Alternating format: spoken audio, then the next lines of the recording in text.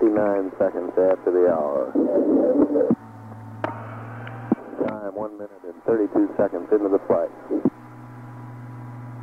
All reports green at this point.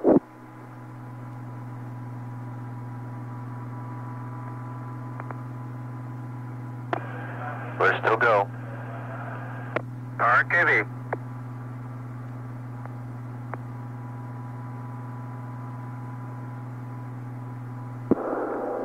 Flight dynamics reports the trajectory looks 2 good. minutes. Looks good. Go. RKV, you're up. Cabin pressure holding nicely at 5.8. 5.8 psi. We have a good green report on both primary and backup guidance systems. 2 minutes and 20 seconds into the mission.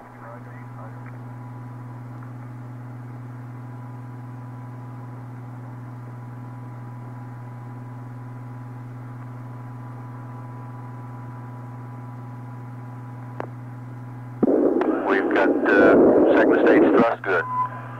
RKV, copy.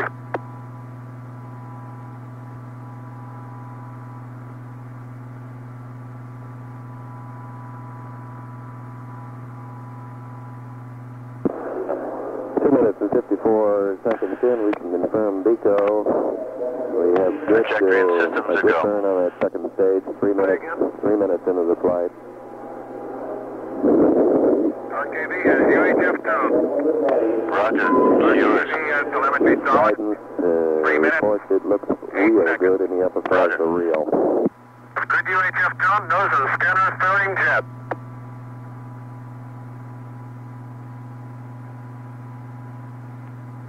We have lost We have the... jettisoned the nose fairing. We have jettisoned the nose fairing. Say again? Well, that's time for 2 minutes and Roger. 21 seconds. At this point, we're 3 minutes and 35 seconds into what appears to be a very good mission. PM solid. Roger. Our spacecraft clock is lagging by 1 second. Roger. We have negative UHF tone at this time. Roger. I have regained UHF tone. I'm getting intermittent PM dropouts. Now holding, now it's dropping out again. I have just been told by the flight director. The 147 valve is high. Our IGS voltage is 0. Roger. 0.2 volts is 0. Good time, 4 minutes and 10 UHF seconds. down. 4 minutes and 10 seconds. Good PCM lock at this time. Reported looking We're go. excellent.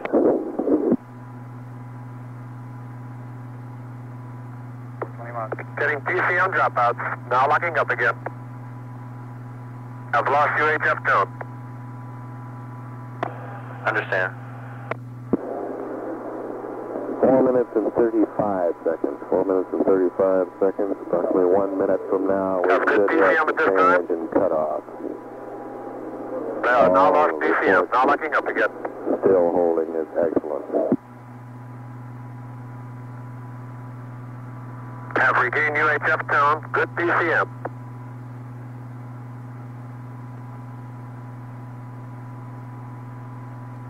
PCM is dropping in and out.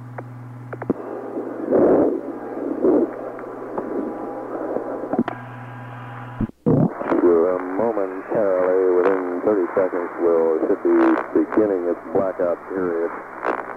Down, over, between the Rosemount sector, which is a ship approximately Negative, but we got 'em here. And the Bermuda site. 1600 and 170 were our attitudes. Alright, so 183 on 35 seconds into the mission. 312 on roll, correction on yaw, and 182 on roll. Roger, I copied. I have, correction, I'm getting PM intermittently, no lockup yet. Roger.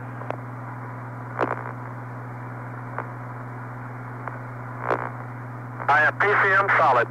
Roger, understand. It's intermittent, I'm not showing you, I've lost it again, I don't have retrocep. Roger. 10 minutes, T plus 10 minutes.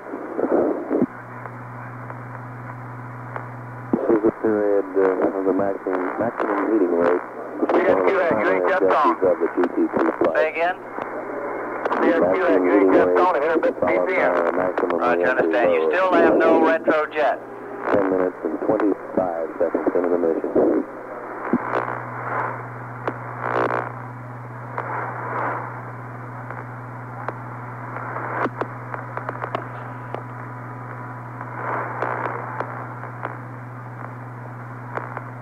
flight RKV.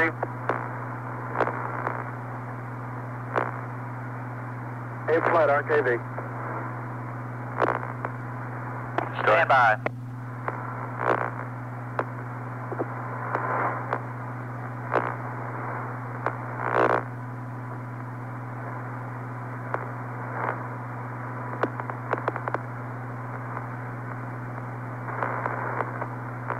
CSQ, Cape Flight.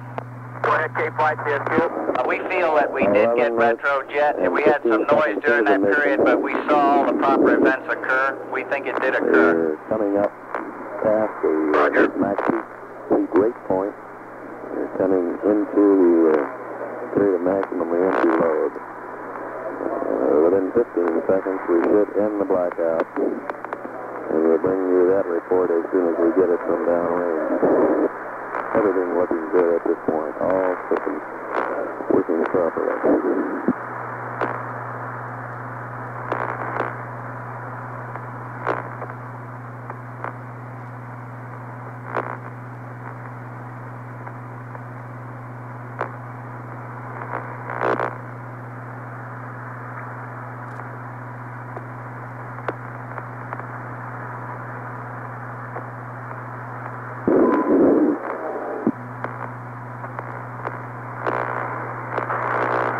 CSQ, standing by for your report.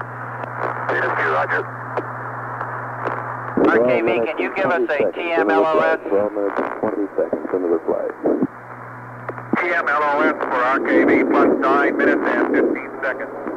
9:15, thank you.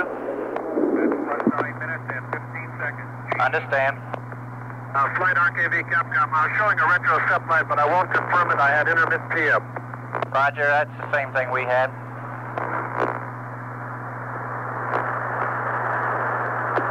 Minutes. CSQ has DCM solid at 1142. 1142. CSQ report. CSQ has the UHF tone. Roger, understand. 1142. Which is the ship at the end of the line on this mission. Reports acquisition. As the flight director put it, right on time. CSQ has high pitch rate, plus or minus 1 degree per second in pitch, plus or minus 1 degree per second in yaw, roll rate 0. Gimbal angle reading 120, yaw gimbal angle reading 0, roll gimbal angle reading 0. Roger, understand. Within 3 seconds.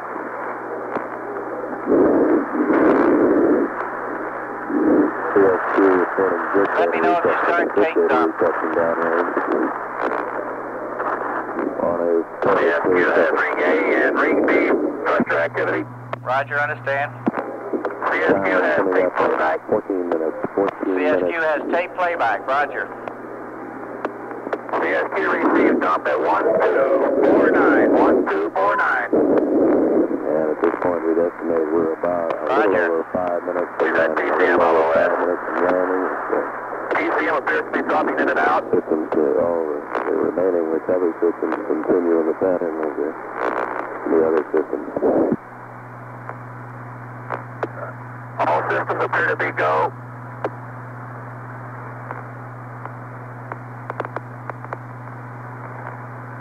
Pitch gimbal angle now reading about 60, yaw 0, roll 0.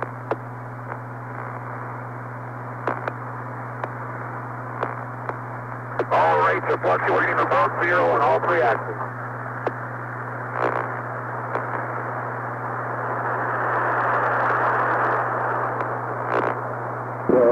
C plus 14 minutes and 53 seconds. C plus 14 minutes and 56 seconds. I'm awaiting confirmation of... Playback looks real good. UHF drone is very good. Roger. Cabin pressure now reading 0. We have had Roger. vent valves operation. We're down in the area of main chute deploy. We're looking for confirmation on that. CSQ reports the cabin pressure as programmed has dropped to 0 as the relief valves open. CSQ is at R&R step at 1436. 1436. Roger, I copy. No indication of the stroke entry Q. module Roger. separation. That's within Still a have second or two of the PCM model solid. time. Roger. We've got PCM LOS 1454. Very good. PCM solid 1502. CSQ still Roger, reports TM CM solid. Good telemetry reception. Continuing.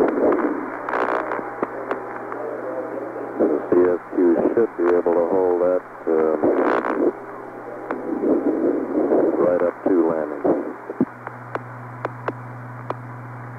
Time is 16 minutes and 28 seconds into the mission. The SQ still has PCM solid. At our first preliminary unconfirmed sighting report. We have an unconfirmed sighting report of the spacecraft.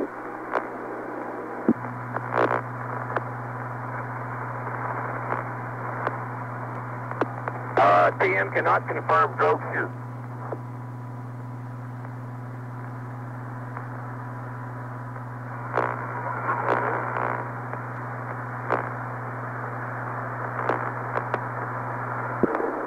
Seventeen minutes into the mission. Everything continuing nicely. Sighting report placed the spacecraft some 50 miles from the Lakeshore Plains. Emphasize that was a preliminary report. CSQ has indication of main shoot. CSQ has indication of main shoot. Roger, understand. Main shoot. Reporting indications of You give us a successful time? deployment of main shoot. At approximately 1634, judging from the forward compartment pressure rate of change. Roger. Okay, he has verified this report with the flight director that at this time the main shoot is planned. That's considerably late.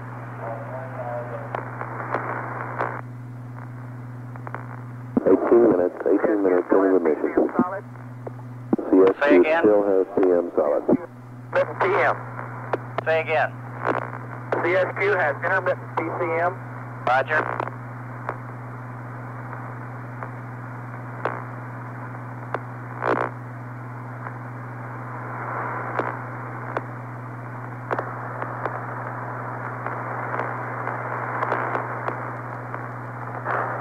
Time 18 minutes and 30 seconds.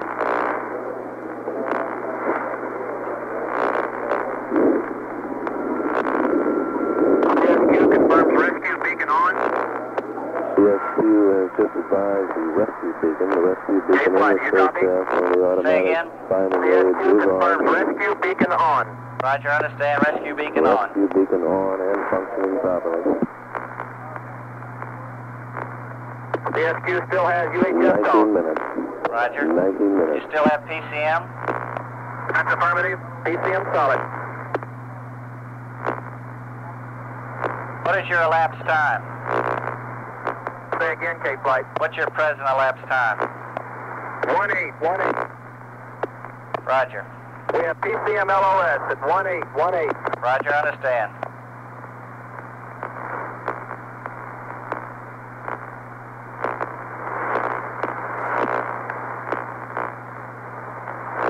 CSQ has lost UHF tone. Roger.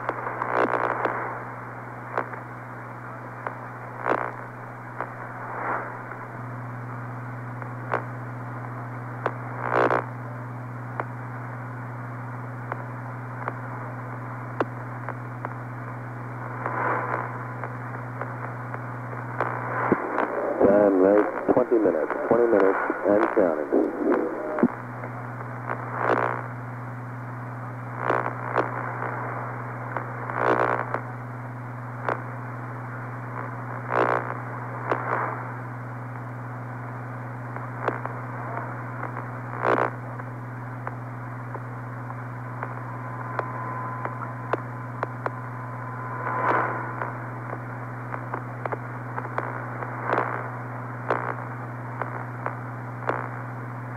CSQ, Cape Flight. Go ahead, K-Flight. You confirm you got good recording on the playback. That's affirmative. Roger.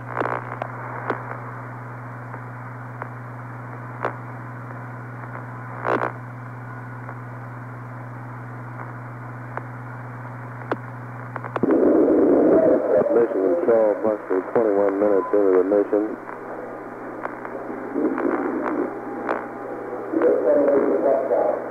Everything appearing altogether normal at this point. We're awaiting a verification and sighting, and a landing report should be coming up on the horizon.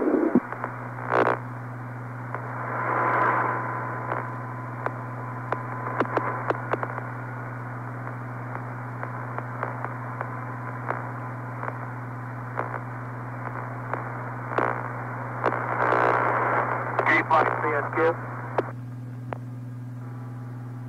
Stand by.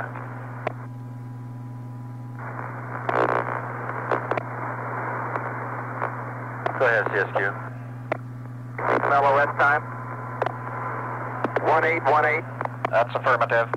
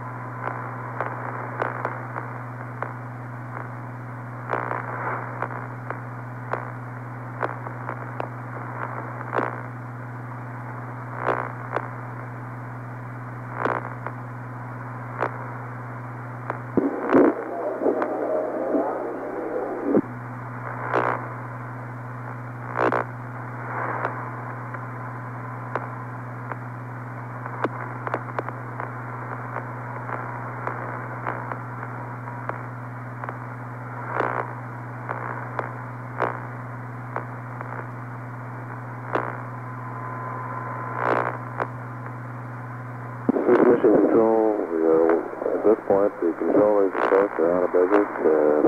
We're awaiting most of the eyes in the room are on the Navy recovery room. Awaiting that thumbs up sign of a verification or report of landing. We've not received that verification at this point.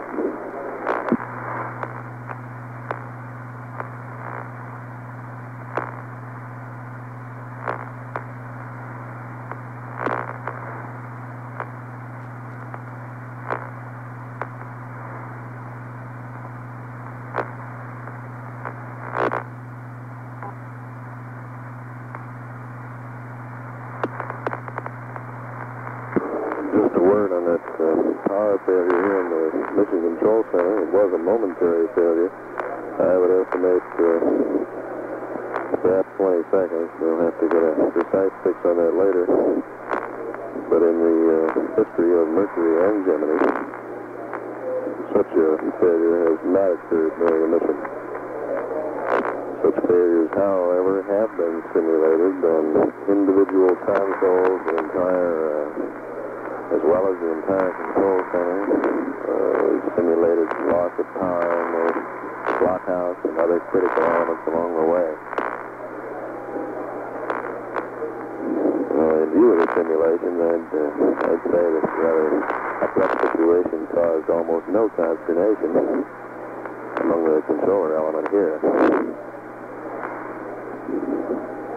This is Mission Control at time 9:27 Eastern Standard.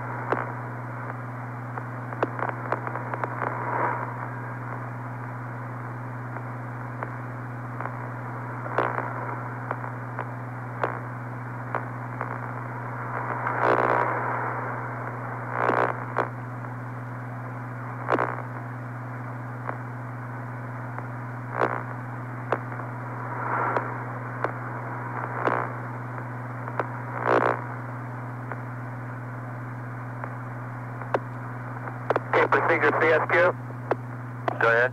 We have HF beacon. Oh, roger.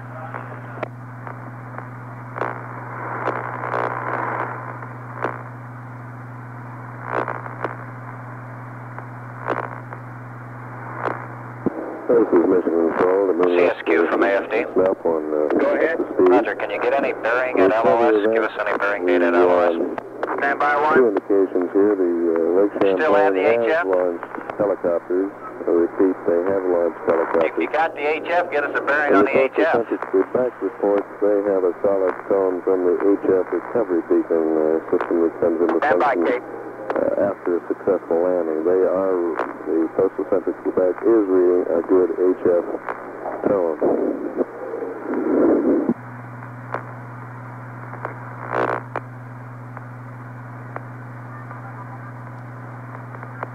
Cape Flight, CSQ. Go ahead. Our bearing at PCM LOS is 287. 287. Roger, Run on understand. nominal.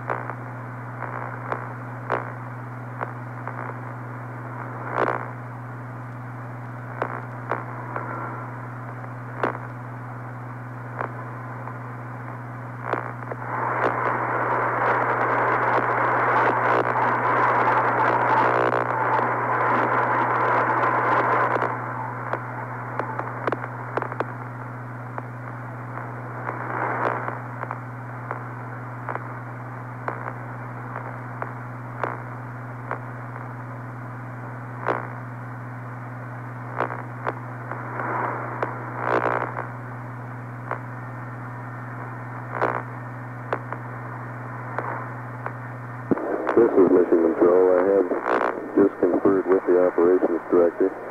He says he's satisfied the spacecraft is on the water. He's satisfied that it's floating satisfactorily, just based on the tone.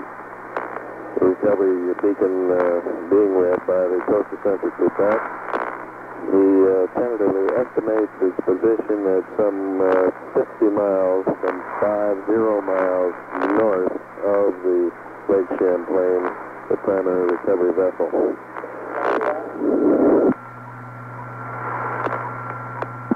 We now have a report from an aircraft homing in on the spacecraft, and they advise they have the recovery beacon.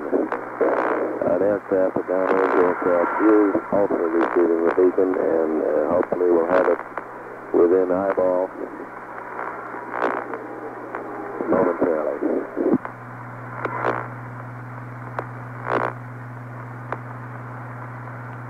The landing point seems to be centering down on the latest advisory from recovery some 40 to 50 miles north of the Lake Champlain.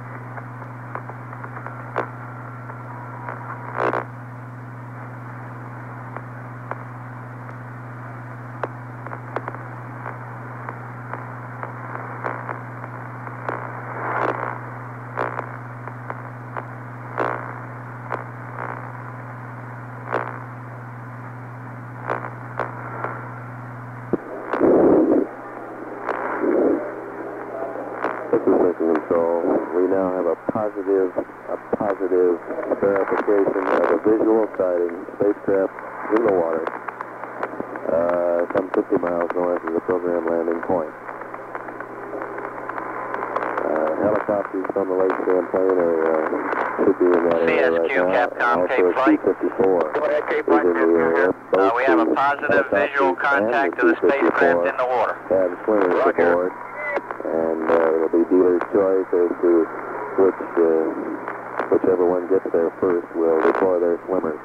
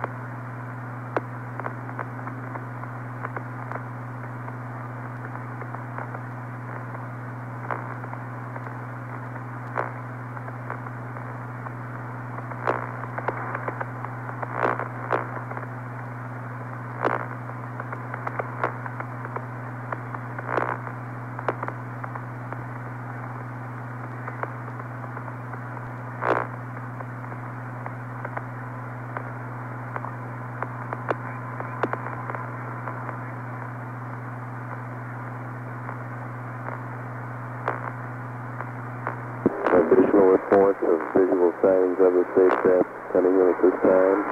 The reports say the spacecraft is floating in a nominal floating attitude that is hatches up. The helicopters at this point are approximately 5 miles from the spacecraft.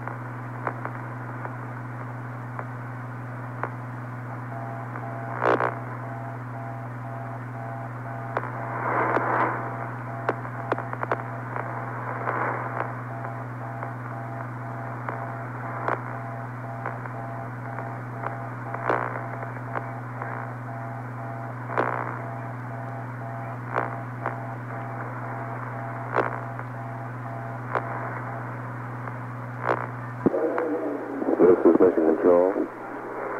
At this time, we're advised by recovery that the Lake Champlain is now 17 miles from the spacecraft. The plan shapes up that will position the helicopter swimmers in the water. They will rig the flotation collar. The carrier is closing, and the plan is that the swimmers will stay with the spacecraft with an inflated collar, and it will be taken aboard the prime recovery vessel, the Lake Champlain.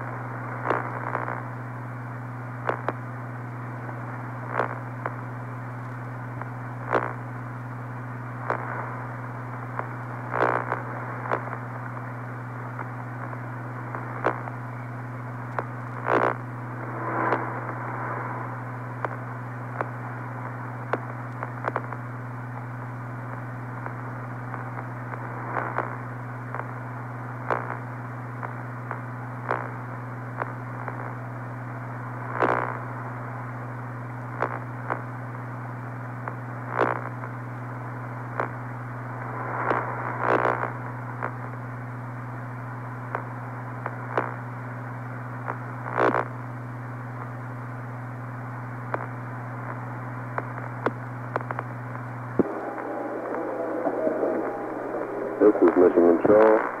At this time, we've had a verification. The spacecraft is floating very nicely. 16 degrees, 34 minutes, north latitude. 16 degrees, 34 minutes, north latitude. 49 degrees, 42 minutes, west longitude. 49 degrees, 42 minutes, west longitude.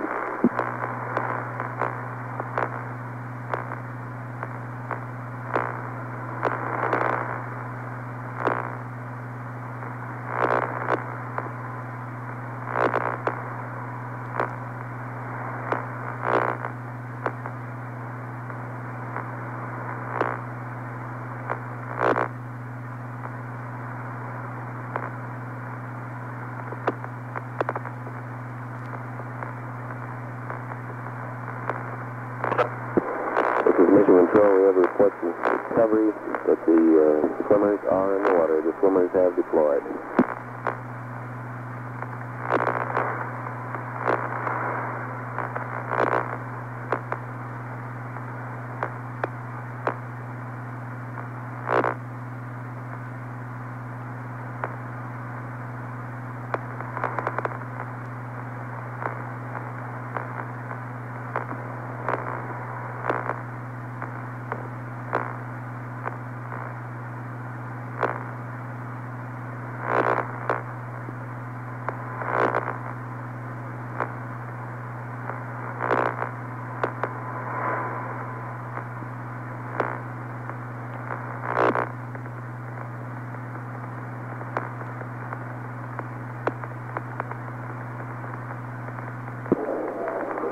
Mission Control, we have a report from another aircraft overhead of the spacecraft. They report a good floating attitude. They can also observe the light, flashing beacon, and they are seeing the dive marker in the water.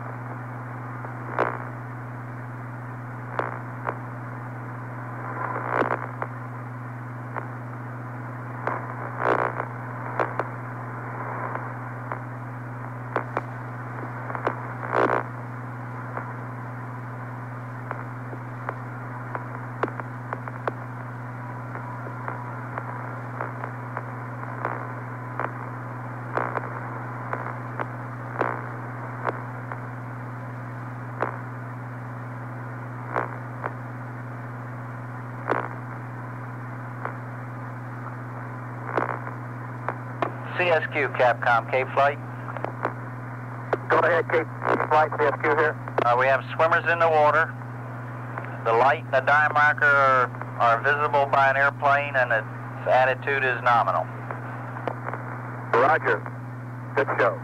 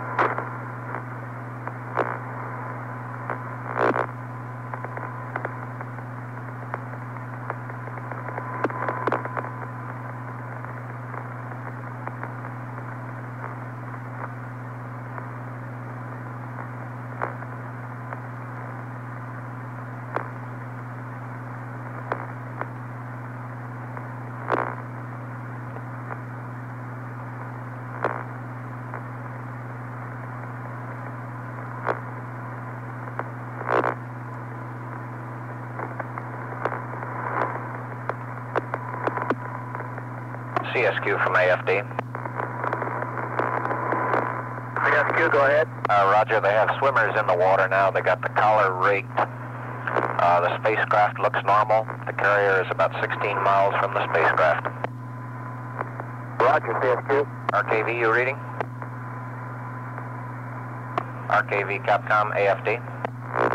KV, Capcom. Roger, are you reading here? Roger, I'm happy. Okay.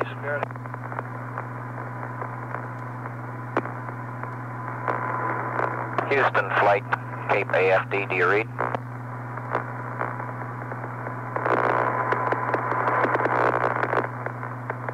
No. Roger. Were you monitoring the mission here, John? Roger, we had some quite interesting information here. Yes. We did too, up until it stopped. Say again? We did too. This is Mission Control. When did your power failure occur? Swimmers. We'll give you the details on that later, John, as soon as we get a chance to look at our data. Okay. It was roughly 5 minutes and 10 seconds. We had just had a report. Just after we got a view of the plane. R&R section has been located. No. Downrange and will be recovered. The R&R section is 1/2 mile east of the spacecraft. We may have caused some inadvertent confusion over this landing point when the first cut indications showed that it was the landing occurred some 40 to 50 miles north and west of the Lake Champlain, the primary recovery vessel. Refinement of that data looks like more like 25 miles was a more accurate guess, and this permits the Lake Champlain to close on it fairly quickly.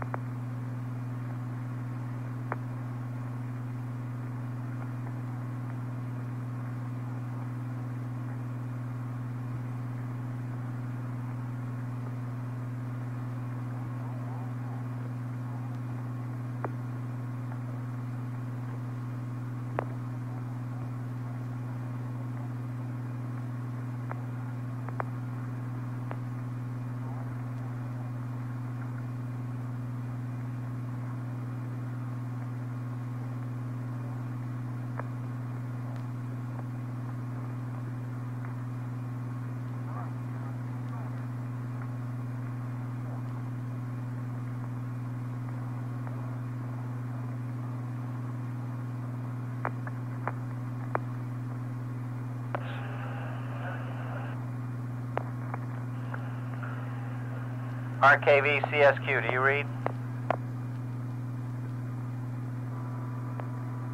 RKV CSQ, do you read? CSQ RKV, roger, read. Go ahead, please. Okay, I'll start over again. I said we had no fuel cell this morning because the hydrogen valve was locked, closed. We couldn't get it open. After some consultation, we decided to go ahead without it and scrubbed on the fuel cell and flew without it. Everything looked okay. The wind profiles this morning indicated that the trajectory would be in a go condition all the way. We would have some lateral displacement due to the high winds at Pico, but they were all well within the tolerances. As a matter of fact, it made the lower switchover line somewhat easier to live with. We had a power failure in the control center at approximately 162 or 3 minutes, T-minus 162 or 3 minutes. Stand by.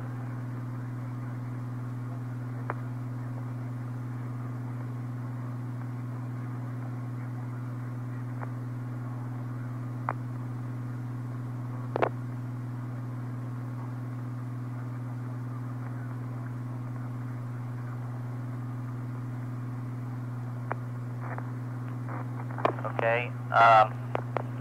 This power failure was a circuit breaker failure. Beg your pardon. Circuit breaker went out due to an overload when some building lighting went over to the main frame and caused an overload, which caused the circuit breaker to go out. Now there is no switchover that will in power that will protect against this situation, and this evidently is what happened during the flight, but I'll get back to that in a minute. Not the same overload, but an overload condition, which resulted from some other overload on the circuit. Other reports we did have some problems this morning in sending some of our commands from the front room, but that turned out to be a cockpit problem in terms of how we threw the switches. And we got that straightened out and found out that that was the case, and then checked the commands, and they were okay. The swimmers also have located the main parachute. We had a leak in the umbilical around 65 minutes, but when they got the thing into the flight position, that is, got the loads on the umbilical to the flight position, that stopped, so we had no further problems with that. At this time, the operations director is conducting his normal post-mission debriefing among and the camera coverage was 100% all morning, so we didn't have any problem to worry about there. There was a problem with the instability in the area due to the winds and the temperatures that we had, and they were concerned that the wind would shift and the temperature not change, and we would be stuck with about an hour's hold until we got the temperature right. However, when the wind changed, the temperature on the ground went up, so that problem went away.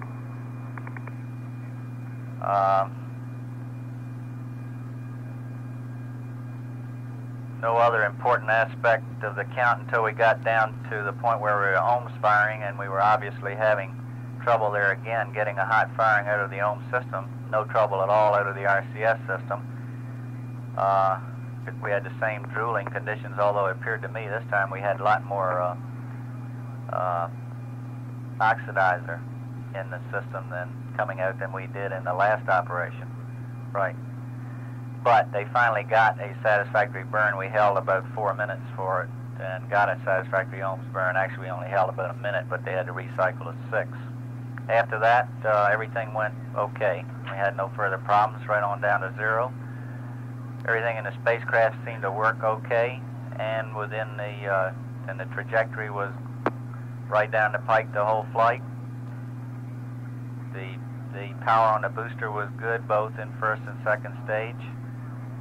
Everything looked fine, and we got just past point 8, and at that time had a power failure within the control center, which caused us to lose all our data. And I immediately switched to the CSQ, and I hope the people in the back room were listening to the CSQ transmission.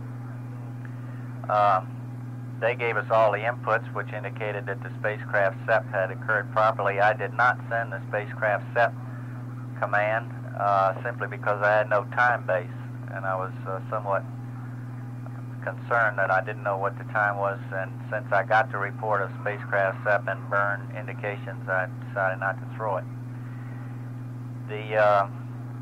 Everything they looked okay there. By that time, we had gotten the power restored about the time just previous to retrofire, and we began to get our reports back from internally here in the control center. At the time of retrofire, we were able to read the retrofire attitudes of minus 160 in pitch, 0 roll, and 170, 0 yaw, and 170 in roll, which we used in the computation to get our IP, and our first IP was 1651 5018 based on the Burroughs data, and that was probably in the right ballpark. We later got a couple more from the Mistram data and the IP data. They were in the same type of ballpark, although it appears that the 1636 4951 that we got was closer to the IP that we presently have established. That was the IP, I guess, we got from the Mistram data. It appeared we may have had some trouble with the tape recorder, but ECOM later reported that this was not true. It was a ground systems readout problem. All the times that we got from the CSQ appeared to be right on, or within reason anyway. The blackout appeared to start at 9 plus 15, which is about 9 seconds from normal, and it came out of blackout at 11:42, which is 3 seconds early. We got tape dump at 12:49, which is exactly nominal. All the systems appeared to work okay. The spacecraft attitudes looked good at that time and looked like it came in properly. They got the R&R SEP at 14:36, which was 5 seconds early, and then they didn't get immediate TM LOS, but then got it and then regained it, which is what is supposed to happen there when you get R&R SEP. I don't quite understand why they didn't lose it immediately, but they didn't. From then on, we did get a report of a CSQ main chute.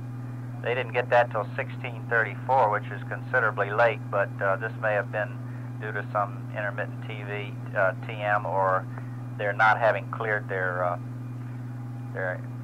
lights or something like that. I don't quite understand why they got it that late, but anyway, they eventually got a main chute deploy signal. They had an indication of the rescue beacon being on. That's from telemetry, and they lost their telemetry at 1818, which is probably when it went over the horizon from them. They later reported that they had an HF beacon on and gave us a bearing, and that was really the first clue that we had. We had some visual sightings from the Navy, but they were all probably just on some of the garbage re-entering. That HF beacon was really the best indication we had that the spacecraft was on the water and floating. Then the aircraft gave us a recovery beacon contact, and from then on we knew everything was okay, and the impact point turned out to be roughly 40-some miles northwest of the, or just slightly uprange from the carrier. I got some more reports on the recovery operation, but I don't think that's necessary. The report on the failure of the power is we really don't have a fix on it at the moment, other than Anderson feels it was possibly due to the some oscillographs coming on the line at that particular moment, and we'll check this out. It's something we can't live with, of course, and we'll have to do something about it. Okay, let's talk to the guidance man. This is guidance. We had as near a nominal flight as you would expect to see over here. We did have a booster that was a little bit hot. That is, it was thrusting a little more than predicted, and as a result, our trajectory was a little bit higher than predicted in stage 1. This was confirmed. The high thrust was confirmed both on our velocity versus time plot and on our flight path angle plot, where we used time marks to indicate velocity. The IGS looked excellent throughout the flight. It in no way surprised us, although this is the first time that we've ever seen it for real. And I was quite pleased all the way with the flight. Y'all? Y'all roll were nominal. We got the engine deflections that we predicted we would have due to our pre-launch wind simulations, and a lot of velocity pickup. Everything went as expected. One thing, I don't know if it was mentioned or not, because we do have time hacks on the V gamma, it looks like our power loss was at right on 5 minutes and 15 seconds. We got very good indication on that. When we picked it back up, everything went perfect. It was a nominal flight for all practical purposes. Okay, Fido? Okay, as guidance has already pointed out, we were just a little high in first stage, but no problem. We lost power just as I was about to mark the .8. I had to get that in from Goddard.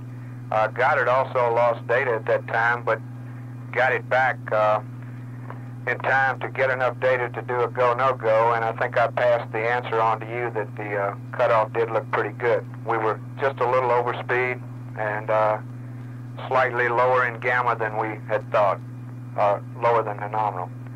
The IP, I gave you the first one based on Burroughs.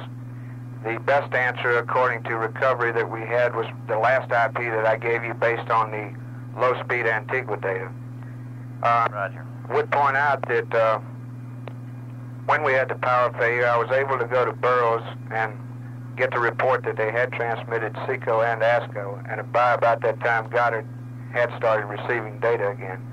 Also, we didn't observe on this flight the problem in the yaw velocity at cutoff as we did on GT1. It looked like about 5 feet per second rough cut from Burroughs. We'll have to get the data and look at it closely, but it looks like it's got that problem fixed. Roger. Okay, retro? It looked real nominal here on Blackboard 4. Couldn't see any large deviation or any deviation to amount to anything. Based on the cutoff velocity, I estimated an IP that was 65 miles short. That was confirmed by the IP that we got from Goddard based on the cutoff conditions. Then if you add the GE Burroughs bias to that in cutoff conditions and move the IP 25 more miles downrange, that was the IP that Fido gave you. Then when we got the Antigua solution, it was further downrange than what we had estimated by about another 15 or 20 miles, and that checks out, like Fido said, with the visual sighting, so we still aren't sure exactly what could be the difference there, unless that we were a little shallow in pitch. It would only take about 4 or 5 degrees to make that much difference. Yeah, or retro rockets could have been slightly off. But it's not going to, you mean in thrust or firing time? Thrust. Yes, that could be another solution. Yeah, I think you add all those things up, they're all going to give you dispersions. Yeah, go ahead. The bad thing there, we had lost telemetry here, and we had a method of using it, getting a delta V's to give us the attitudes and how we did, but since we did lose telemetry here, we couldn't get hold of that. You had telemetry during that period. We were going to cut some tapes, and I understand that we had a problem with the 1218. Maybe the GNC can clear that up when it gets to him. Okay. The only thing I have to add is that based on the Antigua vector, it looks like that we were a little high in heat rate with about 73 BTUs per square foot per second, and the best estimate on total heat was about 6,800 BTUs per square foot. 6,800. Affirmative. Roger. That's all I have. What was the heat rate? What did you say it was? 73 BTUs per square foot per second. Roger. Okay, ECOM. Okay, power systems-wise, the battery system aboard was performing as expected, although our main bus voltage did drop to what we consider to be just above a marginal point. We were down to about 22.6 volts at liftoff, but it had been holding steady. On the fuel cell cryogenics, we were serviced to 60-some-odd% and 80% on H2 and O2 respectively. Our tank pressures held good until SECO, after which we noticed a drop by about 30% during the next minute until they were jettisoned at adapter SEP. We're unable to account for these tank pressure drops. I think later more thorough data analysis may give us some clues to what happened there. As far as ECS systems go, everything looked good. We saw the anticipated primary O2 tank pressure drop when we went on O2 high rate. And after blackout, the CSQ reported a secondary O2 bottle pressure, which was about nominal, considering about 8 minutes on O2 high rate. The cabin air temps and suit temperatures remained real good. We saw very little rise during launch. Our coolant loops, however, we did see temperature rises, and they were off scale at about 3 minutes after liftoff. We never did get them back on scale, so we don't know whether we had the water boiler functioning or not. The only other problem we had was in the instrumentation system, where we thought we had a faulty PCM tape recorder. We got to checking afterward and discovered we had a valid 8-bit word down from the bird, which indicated tape motion, but we had a ground problem in the relay, which provides us our light out here. This is being checked into now. Communications and instrumentation-wise, everything was 100%. That's all we have. Roger. Okay, booster? We didn't have any real problems. The only thing we had was what's already been mentioned, the high thrust on stage 1. It was about 5% high. But something like this doesn't really present a problem. Then on stage 2, hydraulics was about 200 psi low, but that doesn't give you a problem either. I shouldn't say it's low. It's below what you would expect it to be, but it no problem. Okay. And that's about all we had. Stage 2 thrust was 100%, is that right? Right. Stage 2 thrust was exactly what you would expect it to be, right on nominal. Okay. How about tanks?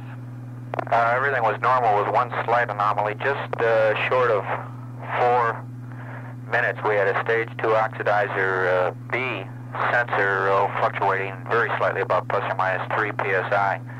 However, before the power failure, it did damp back in and was consistent with the A sensor.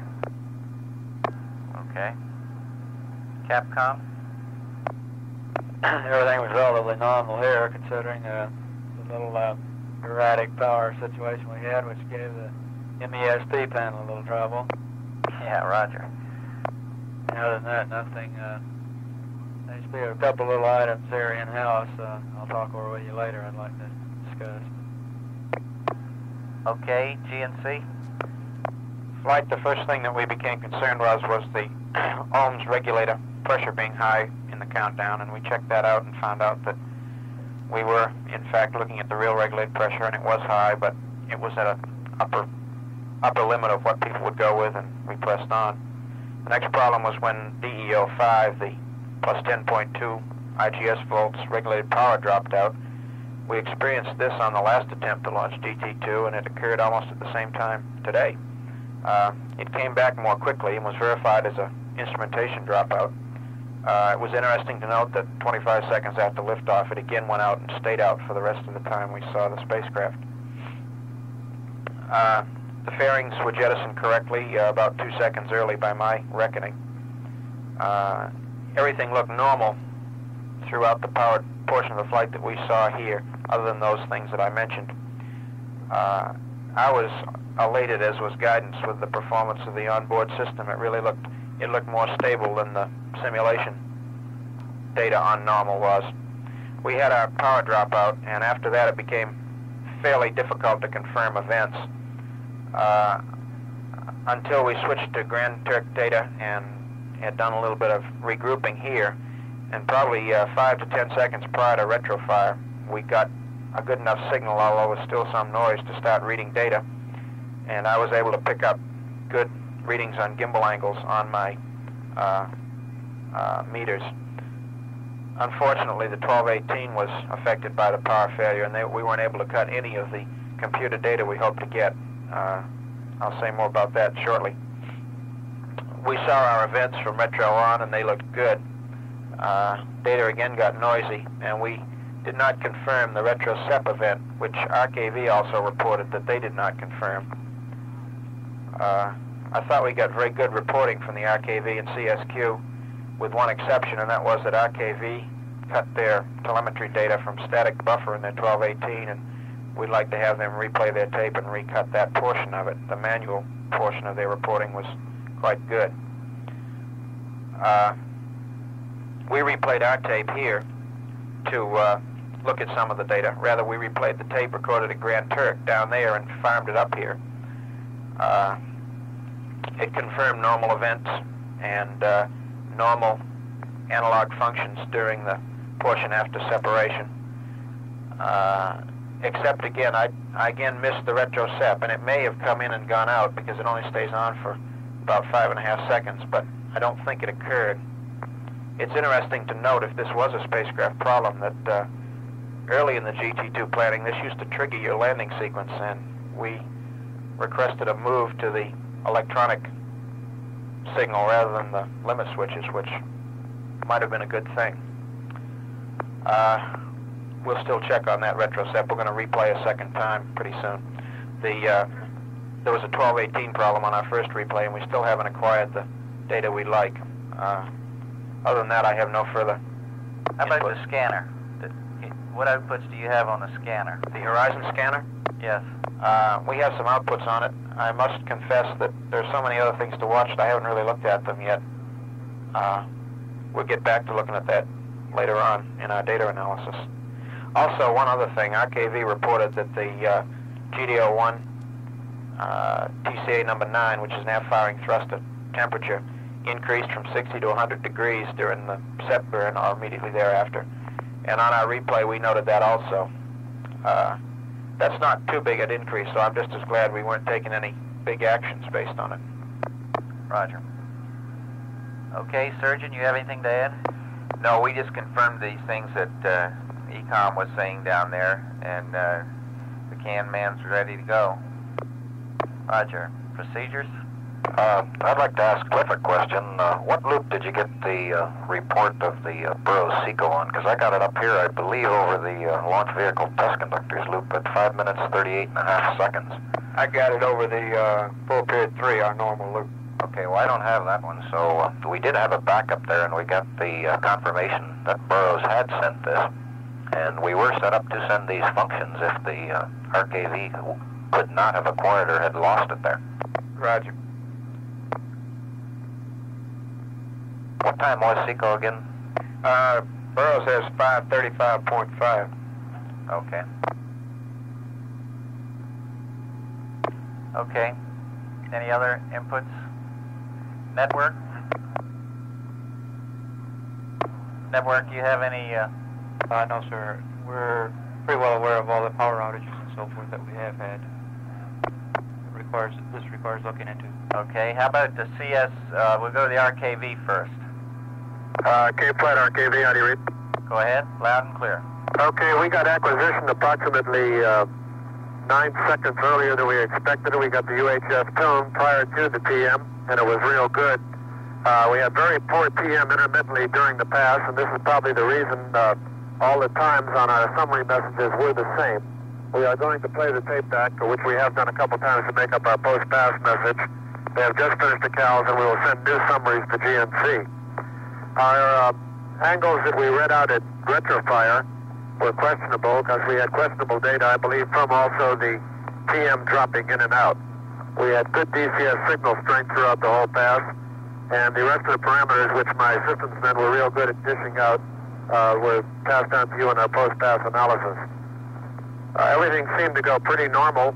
We were expecting to send the spacecraft SEP command when you had your power failure and also the abort should you have asked us to send it, but we didn't have too much else happen. Roger, you did a good job. Thank you. Okay, RKV, standby 1. RKV, GNC, did you notice the retro SEP on any of your replays?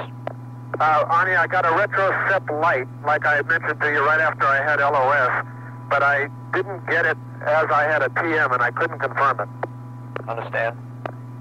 Okay, CSQ. Roger, CSQ here. We acquired at about nominal time, only 5 seconds off, 11:42. We had indications of a rollout. Our attitudes followed the nominal curves almost exactly. We had indications of RCS activity in all thrusters. Tape dump occurred at approximately nominal time and was reported as good quality. At 14:34, we got R&R SEP. We had LOS 1 second later. 6 seconds later, at 14:41, we got AOS again. And then over a period of the next 13 seconds, we had 2 short and 1 7-second dropout. Can't explain this. Roger. On the main chute indication, we did get checking over our Sanborn recorder. We got at the beginning of an indication of main chute at about 15 minutes beyond elapsed time. The reason it was reported at 16:34 was that the Gemini systems wanted to confirm that reading. Roger. That sounds more reasonable. Anything else? But I think you ought to put, for the record, let's say what you saw with regard to the rescue beacon and the HF beacon. Say again, Kate? For the record, tell us about the rescue beacon being on and the HF reception you got after landing. The HF reception after landing was poor quality. The UHF tone and the rescue beacon, Comtech described as excellent. I didn't care about the quality. The mere fact that you had the signal was the best indication we had at the moment that the spacecraft was floating. Oh, Roger. That's about all. Everything else appeared to be nominal. Okay, very good.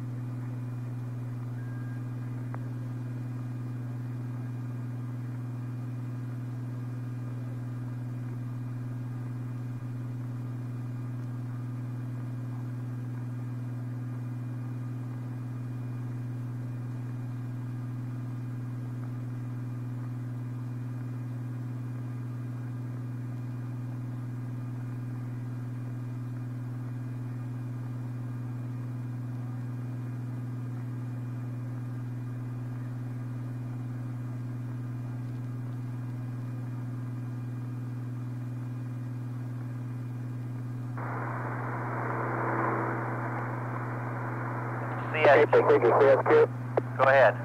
Because this is Cape Flight. We failed to get our main summary out at acquisition. Do you want a broadcast of that? Standby 1. I got a question I'd like to ask you. We'd like your opinion on the spacecraft telemetry dropout. Do you think this was due to low signal strength or due to your equipment on the ground? The TM people said that when we were locked in, the telemetry signal was very good, and the majority of our dropouts occurred prior to R&R, so we suspect it could be due to an attitude change.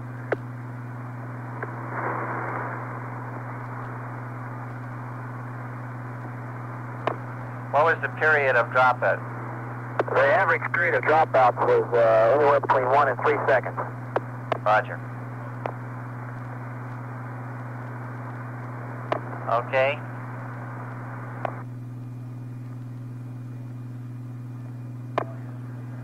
Okay, it was an awful good show. I would have had a better taste in my mouth if we hadn't lost the power. That was a lousy time to lose it. But certainly the launch vehicle and the spacecraft performed admirably.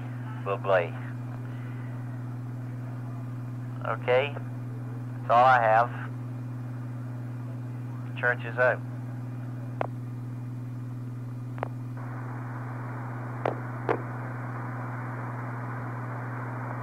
Okay, procedure CSQ. Go ahead. Do you want to retransmit that main summary at acquisition? We failed to get it out. Okay, fine. Let GNC come up and give you other data he wants. Stand by. Procedures RKV. Stand by. Roger.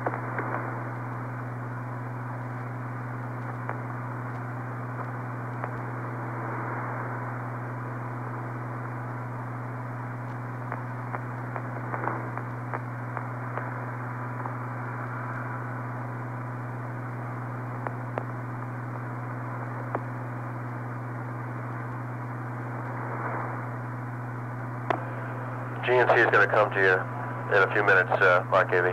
Roger.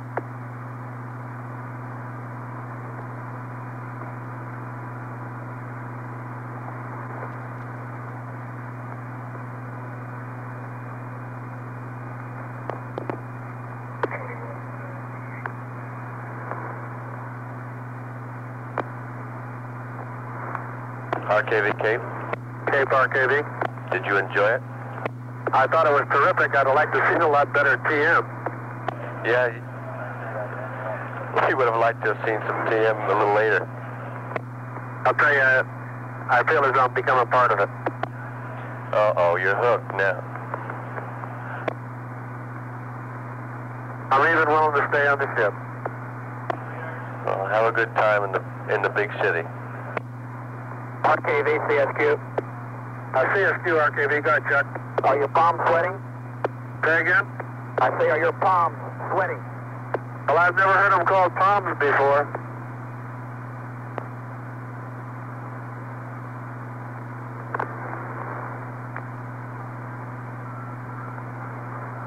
How about you? I'm sweating, yes. Hey, Ed, this is Bill. Say again? I say, Ed, this is Bill. Have you still got your shirt on? Still got my shirt on. Haven't thrown the mic over the console. Nothing wild. Good show. RKV, GNC. GNC, RKV. I'd like to talk to you for a second. Go ahead. Okay, Arn, look, we just retransmitted the sums, but I think you're going to find that they're going to have the same times. Checking with the TM supervisor, we had approximately 50 dropouts during the pass. Yeah, but if you're cutting from an invalid buffer, you ought to have a question mark in there too, and they didn't show any question marks, so therefore I think there was something fouled up. Okay, this may be true also. I don't know how we're going to check that out. The only way we'll be able to check it all out if these sums have the same time, which you should be receiving right about now, is to take the program, I believe, back to Goddard and check it out. Hey, say that again?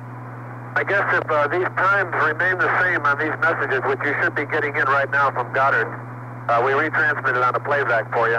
I think we'll have to take the program back to Goddard and check it out. Okay. Well, you know what you ought to do for us?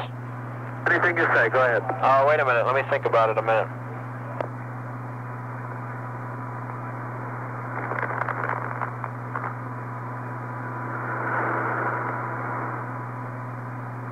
Let me add another note on something else while you're thinking. Say again? Let me add a note on something else while you're thinking. Okay. I was just informed we never did have the act beacon, and that our TM signal strength was about 1/3 of what we expected it to be. Understand. I didn't report that earlier, so that may help you with your TM problem. Are you going to require times on all of these 50 dropouts? I can't answer that. I'm not going to require it, but that's not guaranteed. You're not going to be asked. Okay, we'll go ahead and get them for you. They won't be in the 60-minute message. I'll send it to you as a later-on analysis.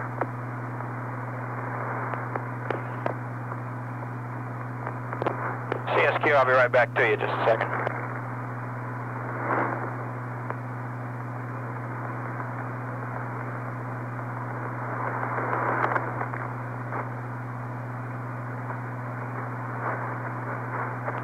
CSQ, GNC. GNC, CSQ, go ahead. What would you like to say? I was going to ask you, GNC, we failed to get our main summary out of acquisition. Do you want to rebroadcast of that? Yes, please. Roger.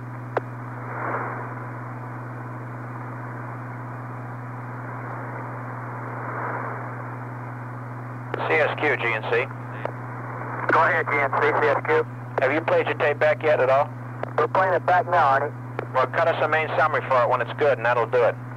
Roger. And I've just been requested to tell both ships not to play your tape back any more times than you need to, because it doesn't do the data any good.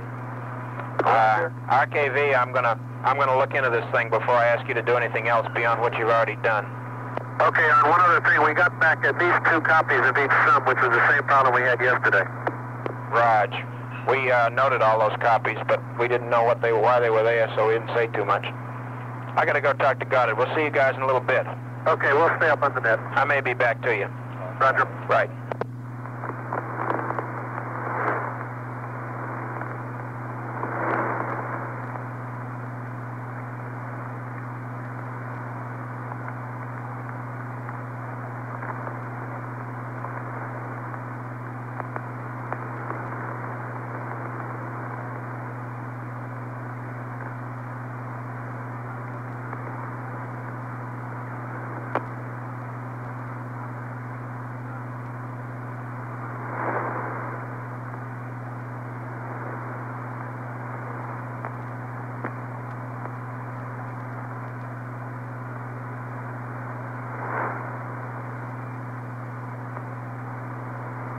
RKV, Cape.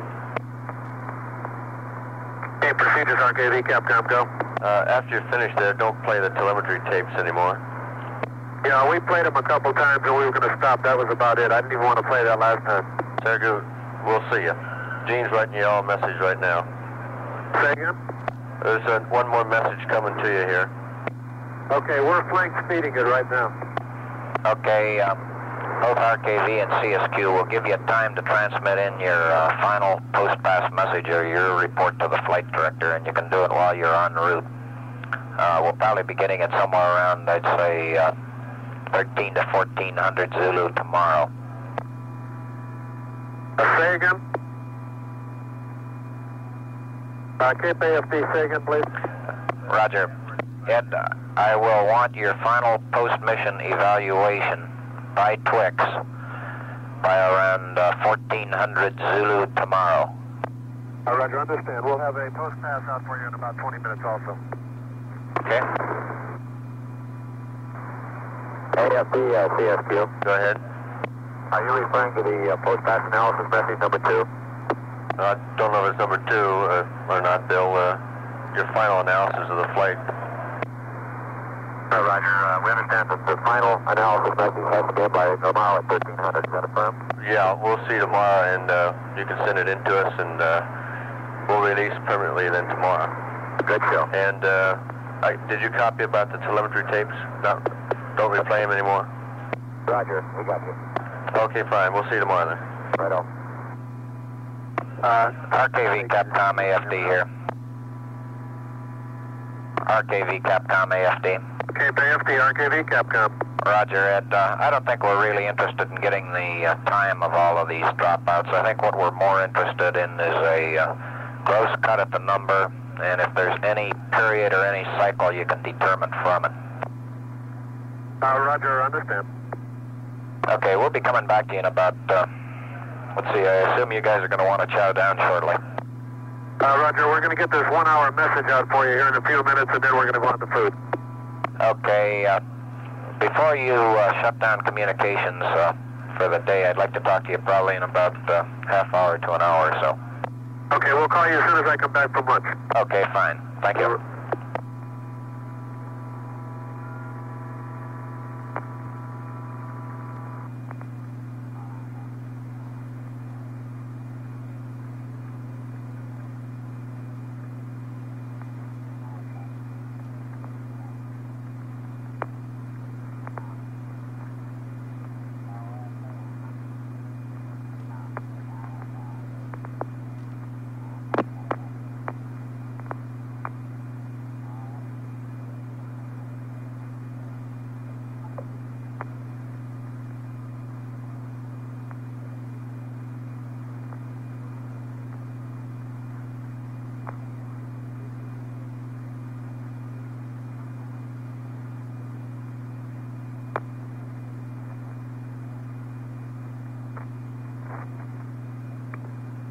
Cape Network to Houston Network.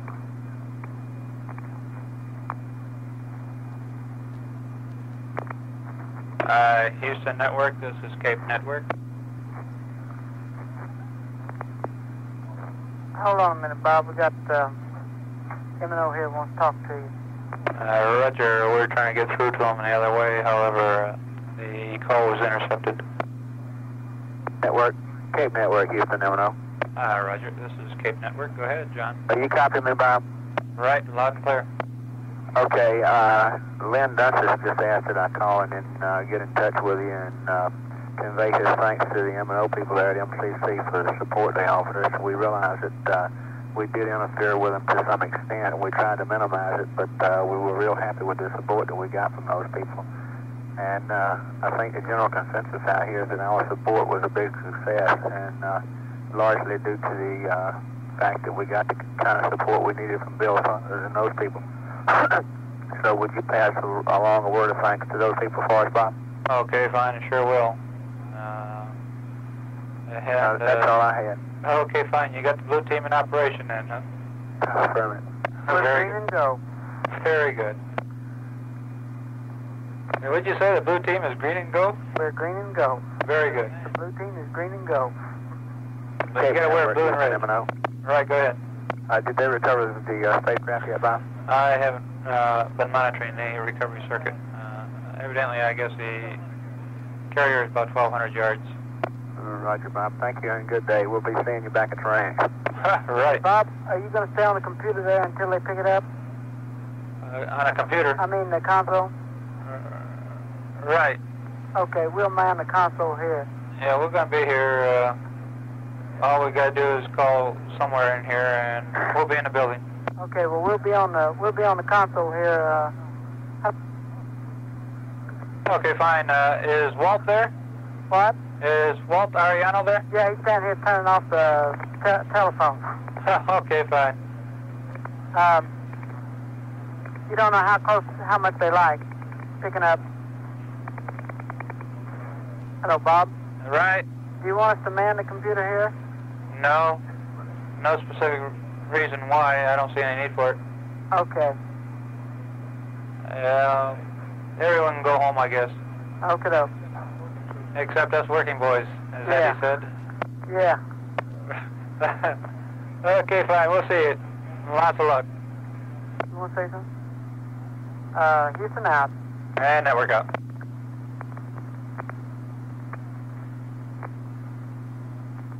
RKV Capcom, Cape procedures.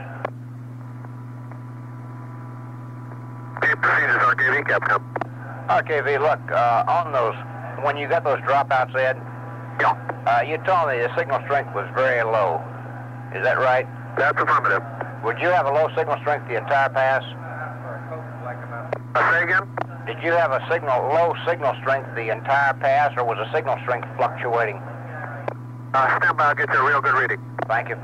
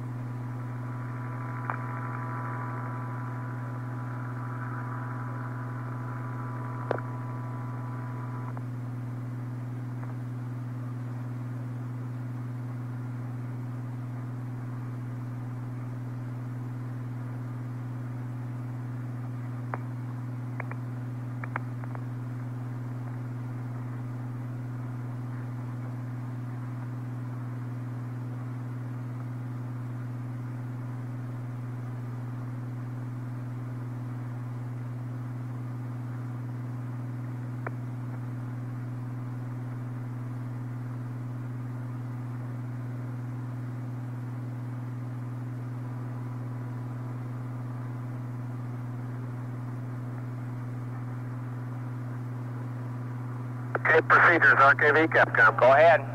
Okay, the longest lock we had was 13 seconds. The maximum signal strength was 100 microvolts. 100 microvolts. Now, did he say that that was the general level of it, or did he go down much lower than that most of the time? It was down lower than that most of the time. Okay, thank you very much, Ed. Okay, it kept breaking. When we get our full report to you, it'll have about 50 dropouts all told. Well, look, don't worry about the exact time of the dropout. I'd just like to have a general resume of the signal strength levels along those areas, showing about the point of where it drops out. Okay, also, you know, we never did get an ACT beacon. Affirmative. Okay, very good. Who am I talking to? Jim Tomberlin. Oh, okay, I couldn't recognize you this morning. Okay, thank you, Ed.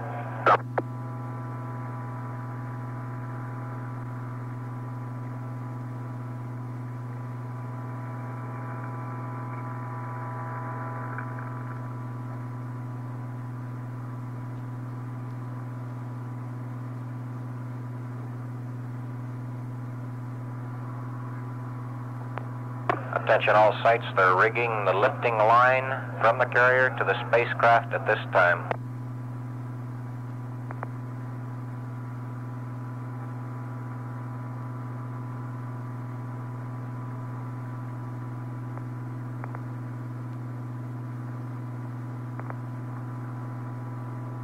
CSQ Capcom, Cape procedures.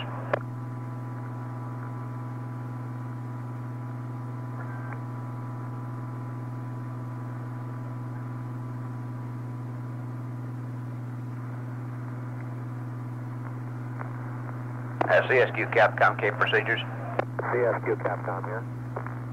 So I'd like to make a real quick check. Can you get me the average level of your signal strength for telemetry over your pass? Roger, with 2.5K.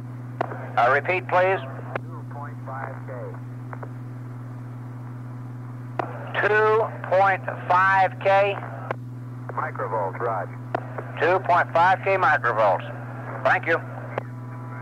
Cape procedures out. Roger.